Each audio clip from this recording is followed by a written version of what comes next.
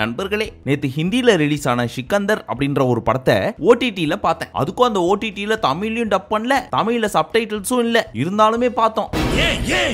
எதுக்காக? ரெண்டு அக்குள்ளையும் கட்டி வந்த மாதிரியே நடந்துட்டு இருப்பாரு ஒரு ஹீரோ. அவருக்காகவா?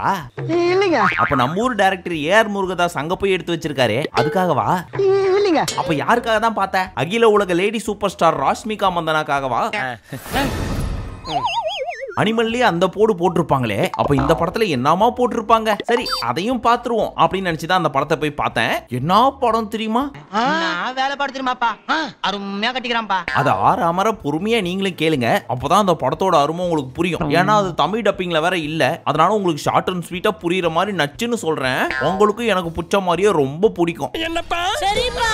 இன்ட்ரோடக்ஷன்லயே ஒரு ஃபிளைட், அதுக்குள்ள எல்லா பேசஞ்சர்ஸும் உட்காந்துருக்காங்க. அதுல பிசினஸ் கிளாஸ்ல டிப்பு டாப்பா இந்த அண்ணன் உள்ள போறாரு. அவருக்கு அந்த பக்கம் ஒரு அம்மா தன்னோட பையனை பக்கத்துல உட்கார வச்சுக்கிட்டு பாசமா பேசிட்டு இருக்காங்க. அப்பா அங்க போய் உட்கார்ந்த நம்ம அண்ணன், உங்களை எங்கேயோ பார்த்த மாதிரி இருக்கே, நீங்க படத்துல ஏதாவது நடிச்சிருக்கீங்களா? அதெல்லாம் இல்லீங்க. யூடியூப்ல ஏதாவது சேனல் கீனல்? அதுவும் இல்லீங்க. இல்லையே, உங்களை எங்கேயோ பார்த்த மாதிரி இருக்கே, பட் வேறன்னு தாங்க தெரியும் அப்படின்னு பொசுக்குன்னு போட்டோ எடுத்து கூகுள் லென்ஸ் மாதிரி எதுலயோ ஒன்னு போட்டு பாக்குறாரு. அதுக்கப்புறம் தான் தெரியுது இந்த அம்மா தன்னோட பாஸ்ட் லைஃப்ல ஒரு சில படங்கள்லாம் நடிச்சிருக்காங்க. மெட்ராஸ் சிட்டில அட்ராசிட்டி பண்ணிக்கிட்டு இருந்த ரவுடிங்க பாடியில எல்லாம் கபடி விளையாண்ட காலாது. ஆனா அதெல்லாம் வேணாம் அப்படின்னு விட்டுட்டு ஒரு நல்ல கணவர் அந்த அன்பான குழந்தையோட வாழ்ந்துட்டு இருக்காங்க. ஆனா நம்ம வில்லன் அந்த குழந்தையை தூக்கி பக்கத்துல உட்கார வச்சு, இந்தாப்பா வீடியோ கேம்ஸ் விளையாடு அப்படின்னு உட்கார வச்சுட்டு அந்த பக்கம் போய் உட்காந்துக்கிட்டு அந்த பொண்ணு கிட்ட சிலுமிஷம் பண்ண ஆரம்பிக்கிறாரு. இப்ப நீ மட்டும் கோஆபரேட் பண்ணல, உன் பையன் கிட்ட வீடியோ கேம்ஸ் காமிக்க மாட்டேன், உன் வீடியோவே காமிச்சிருவேன் அப்படிலாம் மிரட்டிட்டு இருக்கான். இவ்வளவு சீரியஸா சிச்சுவேஷன் போயிட்டு இருக்குது, இன்னும் என் தலைவனை காட்டலையே அப்படின்னு ஆர்வமா பார்த்துட்டு இருந்தோம்.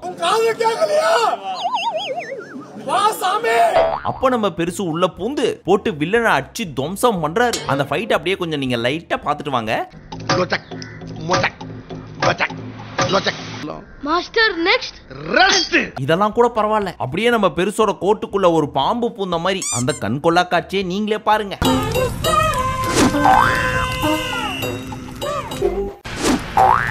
எல்லாம் ஜோரா ஒரு கை தட்டுங்க. இதுல அப்பப்போ ஆக்ரோஷமாயி கோட்டை கழட்டுவாரு. ஆனா டக்குன்னு மைண்டுக்கு என்ன வருமோ தெரியாது, பொசுக்குன்னு திரும்பி எடுத்து மாட்டிப்பாரு. சரி, பின்னாடி கிளைமேக்ஸ்ல ஏதாவது ஒன்னு பெருசா வச்சிருப்பாங்க போல இருக்கு அப்படின்னு சொல்லி நம்மளும் ஆர்வமா பார்த்துட்டு இருந்தோம். அப்புறம் என்ன ஆச்சுன்னு கிளைமேக்ஸ்ல சொல்றேன். அது அதி பயங்கரமான சம்பவம். அதெல்லாம் நீங்க தெரிஞ்சுக்கணும்னா ஃபுல் வீடியோவை பாருங்க. பட் இந்த ஃபைட் போயிட்டு இருக்கிறப்போ ஒரு அக்கா வந்து எட்டி பார்த்துட்டு அப்படியே குடுகுடுன்னு ஓடி போய் போன் எடுத்து, டியர் பேசஞ்சர்ஸ், இப்போ நம்ம ஃபிளைட் ஒரு பயங்கரமான மேகத்தை தாக்கிட்டு உள்ள போக போகுது, அதனால கொஞ்சம் நம்ம ஃபிளைட் ஆட்டம் காமிக்கும், சீட் பெல்ட்டை போட்டுக்குங்க அப்படின்னு வார்னிங் கொடுக்குறாங்க. இங்க ஏதோ தப்பு நடக்க போகுது, எல்லாரும் போயிடுங்க. அதுக்கேத்த மாதிரியே நம்ம பாய் பயங்கரமா அடிக்கிறாரு. அந்த ஃபிளைட் புளிய மரத்தை உழுக்குன மாதிரி உழுக்குது.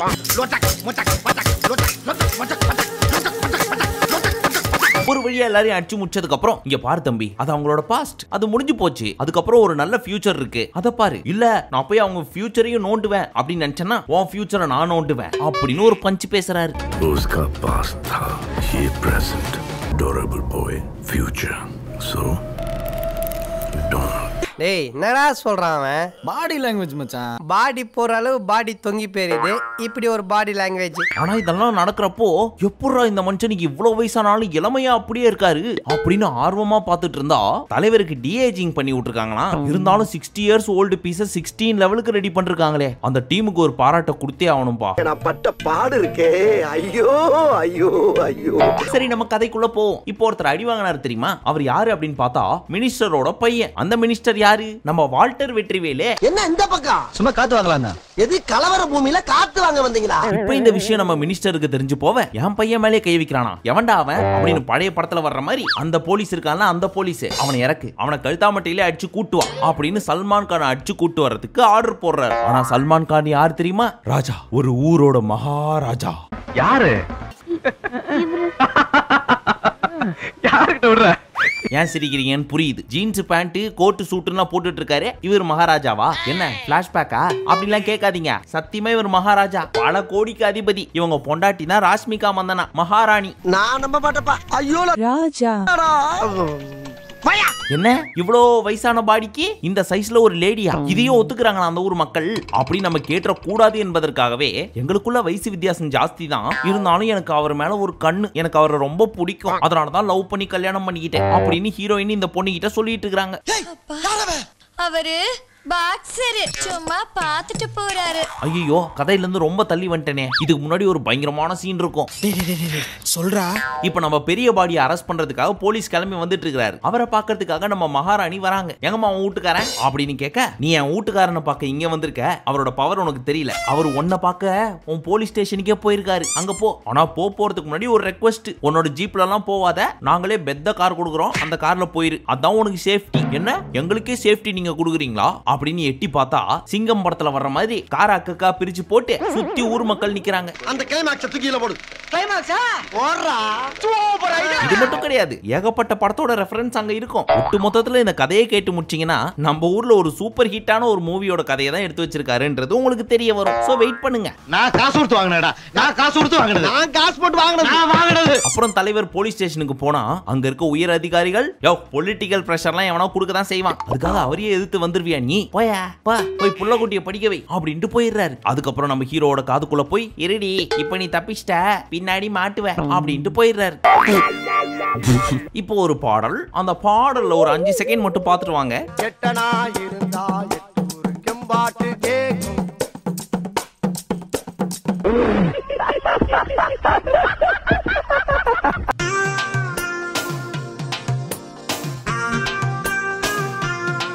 அதான் பெருசுக்கு டான்ஸ் ஆட வரலையே. நம்ம ஊர்ல நிறைய படங்கள்ல வந்த மாதிரி ஹீரோயின் ஆட விட்டு அந்த ஹீரோயினை பத்தி பாடிக்கிட்டே ஆடாம சுத்தி வர்ற மாதிரி 1008 படங்கள் வந்திருக்குதே. அந்த மாதிரி ஏதாவது பண்ணிட்டு போயிருக்க வேண்டியது தானே. அதெல்லாம் முடியாது, நான் ஆடதான் செய்வேன் அப்படின்னு இந்த பெருசு போட்ட ஆட்டம் இருக்குதே.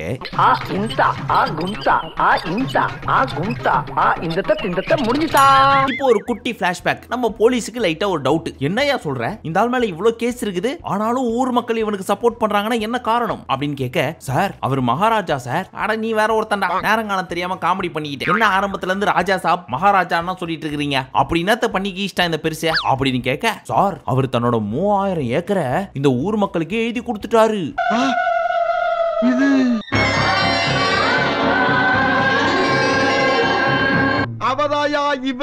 அது மட்டும் இல்லாம இந்த ஊர் மக்களுக்காக ஏகப்பட்டதை விட்டு கொடுத்திருக்காரு அப்படின்னு சொல்ல, ச்சே இப்பேற்பட்ட ஒரு மனுஷனை நான் அட்டாக் பண்ண வந்துட்டேனே, ரொம்ப வருத்தமா இருக்கு அப்படின்னு சொல்லுவாருன்னு நினைச்சீங்க. அதான சீன் சீக்வென்ஸ். போடா பட்டர் கட்டுரு, அவனை போட்டு தள்ளதானா நான் இந்த ஊருக்கே வந்தேன், அவனுக்கு என்ன பண்றான் பாரு அப்படின்னு சொல்ல, நம்பாலு சைலண்டா தனியா போன் எடுத்துட்டு வந்து, மகாராணி மகாராணி மகாராஜாவை போட்டு தள்ளுறதுக்கு ஒரு பிளான் போட்டிருக்காங்க, பார்த்து பொழைச்சுக்குங்க அப்படின்னு சொல்ல, மகாராணி திடீர்னு ஹீரோ மாதிரி பயங்கரமான ப்ரொடெக்ஷன்லாம் கொடுக்குறாங்க. ஆனா நம்ம சல்மான் கான், இன்னைக்கு எங்களோட ஃபர்ஸ்ட் ஆனிவர்சரி, நாங்க 2 பேரும் தனியா கொஞ்ச நேரம் டைம் ஸ்பெண்ட் பண்ண போறோம், நீங்க எல்லாம் எங்க கூட வராதீங்க அப்படின்னு சொல்லி எல்லாரையும் கழட்டி விட்டுறாரு. பொதுவாவே படங்கள்ல ஹீரோஸ் அப்படின்னா எப்படி இருப்பாங்க, நம்ம யோசிக்கிறத விட 10 மடங்கு யோசிக்கிற அளவுக்கு புத்திசாலியா இருப்பாங்க. ஆனா இந்த படத்துல நம்ம ஹீரோ தத்தினாலும் தத்தி, 1ஆம் நம்பர் தத்தி. அவனுக்கு வடிகட்டின முட்டாள்னா நீ வடிகட்டாத முட்டாள். ஏன்னு கேட்டீங்கன்னா, கார்ல போயிட்டு இருப்பாங்க, சைடுல உட்காந்து நம்ம Rashmika, soldiers we have a Trojan, நாங்க முன்னாடி போறோம், எங்களை பின்னாடி ஃபாலோ பண்ணுங்க, மகாராஜாக்கு ஏதாவது பிரச்சனைனா நீங்க தான் பாத்துக்கணும் அப்படின்னு டைப் பண்ணிட்டு இருப்பாங்க. ஆனா நம்ம ஊர் ஹீரோலாம் என்ன பண்ணுவாங்க, உன் மூஞ்ச பார்த்தாலே எனக்கு நல்லாவே தெரியுது, எனக்கு ப்ரொடெக்ஷனே தேவையில்ல, நான் பாத்துக்கிறேன், நீ பதறாத என் செல்லம் அப்படின்னு பாட்டிலே அடிச்சு துவம்சம் பண்ணுவாங்க தெரியுமா, ஃபைட்டை வச்சு. அந்த மாதிரிலாம் பண்ணாம நம்ம பெருசு என்ன தெரியுமா பண்ணோம், ராஸ்மிகா டைப் பண்ணிட்டு இருக்கிறது கூட தெரியாம மூஞ்ச பார்த்துட்டு, என்னமா ஏதோ அப்செட்டா இருக்க அப்படின்னு கேட்க, அதெல்லாம் ஒண்ணும் இல்லையே அப்படின்னு சொல்லுவாங்க. அதை கேட்டு இந்த பெருசு, அப்படியா சரிமா அப்படின்னு தன்னோட கதையை சொல்ல ஆரம்பிச்சிருவாரு. ஐயோ, இந்த சின்ன விஷயத்தை கூட புரிஞ்சு தெரியாத தத்தியா இருக்கிறானே. இப்போ நீங்க ஜில்லா படம் பார்த்திருப்பீங்கல்ல, அதுல ஒரு சீன் வருமே, எங்க அப்பா தூங்குறாரு, சைலண்டா இருங்க, உங்களை எல்லாம் நான் அடிச்சு போட்டு அதுக்கப்புறம் நான் அப்பாவை கூட்டு போறேன் அப்படின்னு சொல்லுவாரு நம்ம தளபதி. அந்த மாதிரி என் பொண்டாட்டி தூங்கிட்டு இருக்கா, சத்தம் போடாம அமைதியா எல்லாரும் அடி வாங்கிட்டு போயிடணும் அப்படின்னு பொறுமையா கார் கதவை மூட்டு இவர் வந்து எல்லாரையும் அடிச்சு துவம்சம் பண்றாரு. அதை நம்ம ராஸ்மிகா தூங்குற மாதிரி நடிச்சுட்டு சைடு மிரர் வழியா பார்த்துட்டு இருப்பாங்க. இதுக்கு பேரு லேட்டஸ்ட் டெக்னாலஜி மிஷின். நம்மால் ஃபைட்லாம் முடிச்சிட்டு வந்ததுக்கு அப்புறம் ஸ்லோவா கதவு திறக்க மறுபடியும் தூங்குற மாதிரியே ஆக்ட் பண்ணுவாங்க அவங்க. ஆனா நம்மால் ஏதோ பெருசா சாதிஷ்ட மாதிரி, ரைட் நம்ம பொண்டாட்டி தூங்கிட்டு தான் இருக்கிறா, சத்தமே இல்லாம சண்டை போட்டுருக்கோம் அப்படின்னு கார் எடுத்துட்டு போயிருவாரு. எப்பேற்பட்ட தத்தியா இருக்கு பாத்தீங்களா இந்த பீஸ். மூளை மட்டும் இருந்தது மச்சான், ஆளக்காரன்டா. அந்த மூளை இல்லாத ஆளு எங்க இருக்கா மச்சான்? தோ இங்க இருக்கா மச்சான். இப்போ வரைக்கும் சிங்கம் ஜில்லா படம் வந்திருக்குது. இப்போ நம்ம பார்க்க போறது அனிமல் படம். ஹிந்தில வந்துச்சா அந்த படம் தான். அதுல நம்ம ஹீரோ அப்பாக்காக என்னென்னோ செய்வார் தெரியுமா. அந்த மாதிரி இங்க நம்ம ராஷ்மிகா மந்தனா தன்னோட புருஷனுக்காக என்னென்னவோ செய்வாங்க. ஆனா புருஷன் என் மக்கள் என் உரிமை கல்யாண் ஜுவல்லர்ஸ் இது சூப்பர் அப்படின்னு மக்களுக்காக வாரி வாரி இறச்சிட்டு இருப்பாரு தவிர்த்து பொண்டாட்டியை கவனிக்கவே மாட்டாரு. எந்த அளவுக்கு அப்படின்னா ஒரு நாள் நம்ம ஹீரோயின் பிரெக்னென்ட் ஆயிருவாங்க. அதை சொல்லலாம் அப்படின்னு பார்த்தா ஈத்து பொத்தின்னு தூங்கிட்டு இருப்பாரு. அதுக்கப்புறம் எழுப்பி சொல்லலாம் அப்படின்னு பார்த்தா மகாராஜா என்ன காப்பாத்துங்க அப்படின்னு ஒரு குரல் வரும். ஏஞ்சி போயிருவார். கல்யாணமாய் 6 மாசமா கேப் விழுந்துதானே கிடக்கு. இருக்கிற காப்ப பெருசாக்கிறாதடி. அதுக்கப்புறம் ஒரு காரணத்துக்காக மகாராஜாவை ஃபைட்ல இருந்து காப்பாத்துறதுக்கு பின்னாடியே போவாங்க நம்ம ராஷ்மிகா மந்தனா. அப்ப நம்ம ஹீரோ ஃபைட் பண்ணிட்டு இருக்கிறப்போ பின்னாடி ஒரு வெடிகுண்டை வச்சிருவாங்க.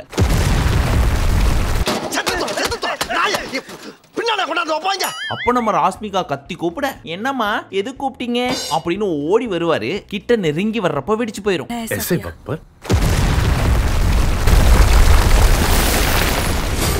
நல்ல வேலை வெளியே வந்த உடனே வெச்சு. அப்ப நம்ம ஹீரோ சொல்லுவாரு என் பொண்டாட்டி கூப்பிட்டதுனால நான் பொழைச்சேன், இல்லனா நான் செத்து போயிருப்பேன் அப்படின்னு. அப்ப நம்ம ராஷ்மிகா சொல்லுவாங்க சரி சரி உங்களை சுத்தி ஆபத்து இருக்குது, ஒரு சில கேஸ் எல்லாம் வேற இருக்குதுல்ல, அதெல்லாம் நீங்க போய் டீல் பண்ணீங்க, 2 நாளைக்கு ஊருக்குள்ளேயே இருக்காதீங்க அப்படின்னு அமுச்சு விட்டுருவாங்க.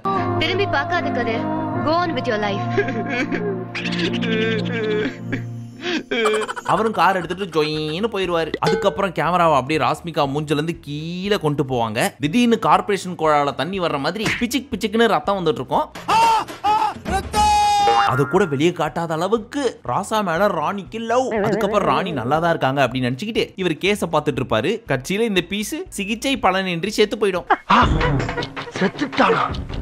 என்னையா சொல்ற, படத்தோட ஃபர்ஸ்ட் ஹாஃப்லயே ஹீரோயின் செத்து போயிடுச்சுன்னா பேலன்ஸ் எப்படியோ ஒப்பேத்துவாங்க அப்படின்னு உங்களை மாதிரியே நான் ஆர்வமா பார்த்துட்டு இருந்தேன். காட்சியில எடுத்துன்னு போனாங்க பாருங்க கதைய, அதை சுருக்கமா சொல்றேன் கேளுங்க.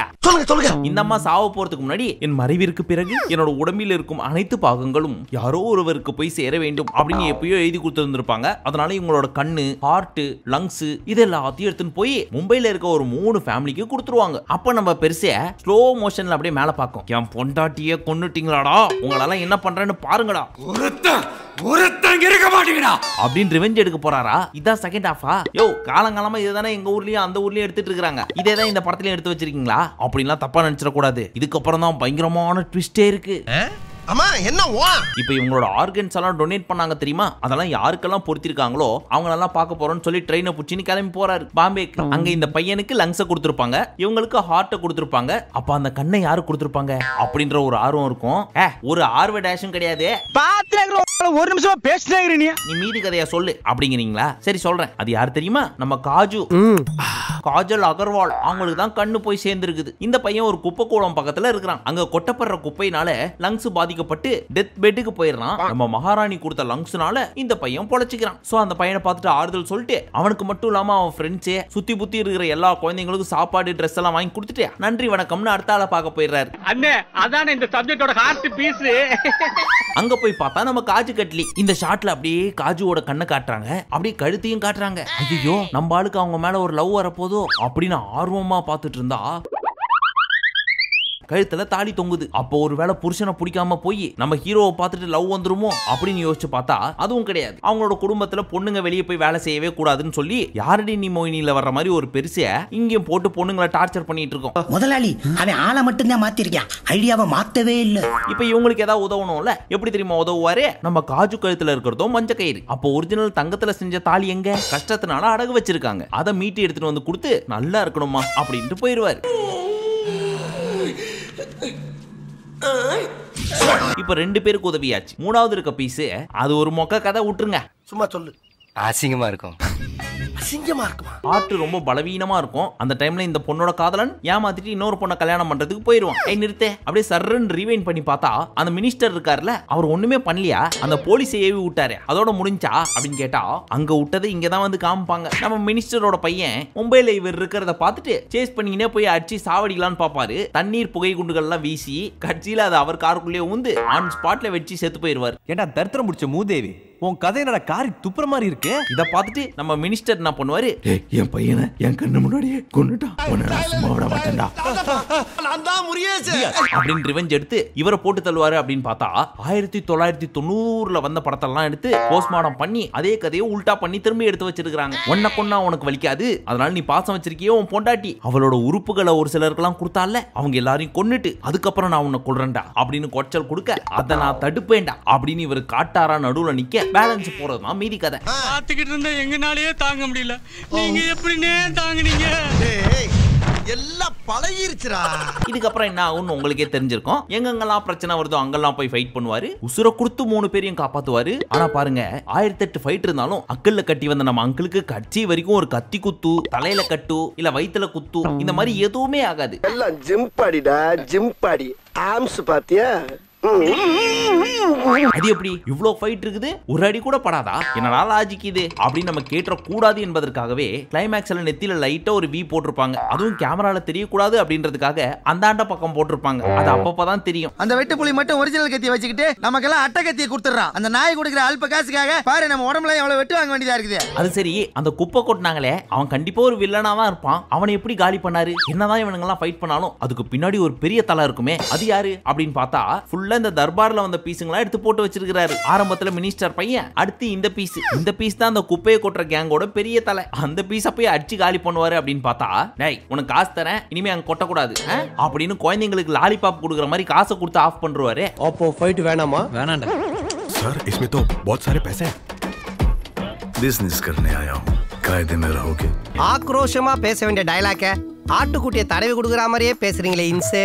அடுத்து காஜல் அகர்வால் வீட்டுக்கு போவாரு. அங்க இருக்கிற தாத்தாக்கு அட்வைஸ் பண்ணி அந்த தாத்தாவையும் திருத்திடுவாரு. கிளைமேக்ஸ்ல அந்த தாத்தாவும், இனிமே நீங்க எல்லாம் வேலை செய்யுங்க, எனக்கு எந்த பிரச்சனையும் இல்ல, இந்தாங்க சொத்து பத்திரம், இதை வித்து கூட உங்க பிசினஸ் பெருக்கிங்க அப்படின்னு கொடுத்துருவாரு. ஐயா இவ்வளவு நாளா மூடி கிடந்த அறிவு கண்ண நீங்க திறந்துட்டீங்கயா. அப்புறம் அந்த போலீஸ் இருந்தார் தெரியுமா, மொட்டை போலீஸ், அவரையும் போலீஸ் ஸ்டேஷன்ல அடிப்பாரு. அண்ணாத்த படம் பாத்துட்டீங்கல்ல, அதுல நம்ம தலைவர் பிரகாஷ் ராஜை போட்டு அடிச்சிட்டு இருப்பாரு. அப்போ சடனா பிரகாஷ் ராஜோட ஃபேமிலி அந்த பக்கத்துல இருந்து இந்த பக்கம் வரும். அதை பார்த்த உடனே அடி கொடுத்துட்டு இருந்த தலைவர் அடி வாங்குவார். ஏன் ஃபேமிலி முன்னாடி அவரோட மான மரியாதை போயிடக்கூடாது, அந்த குழந்தை தன்னோட அப்பாவை எப்பவுமே ஹீரோவா தான் பார்க்கணும், அப்படி இப்படின்னு கதை விடுவார் தெரியுமா. அதே கதை இங்கேயும் வரும்.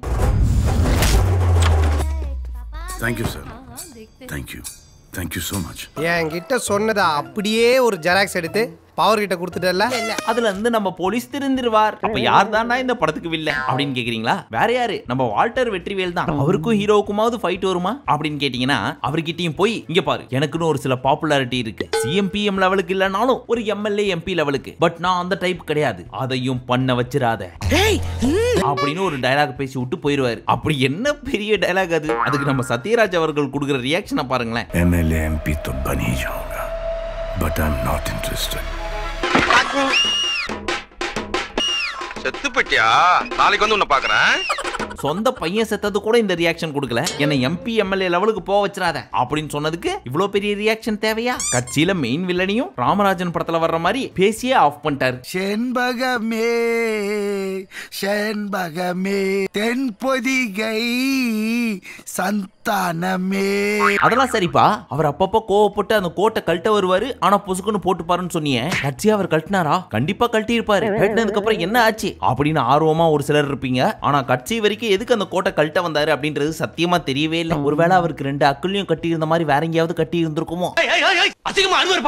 சரி, இப்ப சொல்லுங்க, இந்த கதையெல்லாம் வச்சு கேக்குறப்போ ஏகப்பட்ட தமிழ் படத்தோட ரெஃபரன்ஸ் வந்துட்டு போயிருந்தாலும் ஒரு படம் நச்சுன்னு உங்க மைண்ட்ல நிக்கும். அந்த படம் என்ன அப்படின்றத கமெண்ட்ல சொல்லுங்க. ஒரு சின்ன க்ளூ வேணா கொடுக்குறேன். ஆர்யா, மாஞ்சா கயிறு, ஒரே கட்டு, கழுத்துல பிளட், ஒரு சிலர் கண்டுபிடிச்சிருப்பீங்கன்னு நினைக்கிறேன். சரி, இந்த மாதிரி சமீபத்துல நீங்க எந்த படம் பார்த்து பயங்கரமா காண்டானீங்க அப்படின்னு சொல்லி கமெண்ட் செக்ஷன்ல சொல்லுங்க. ஆனா ஒண்ணு, இந்த வருஷத்தோட தி பெஸ்ட் வர்ஸ்ட் மூவி இந்த படமாகத்தான் இருக்கும் என்பதில் எந்த ஒரு சந்தேகமும் இல்லை. மீண்டும் உங்களை அடுத்த வீடியோவில் சந்திக்கும் வரை நன்றி, வணக்கம், நமஸ்தே, நமஸ்கார்.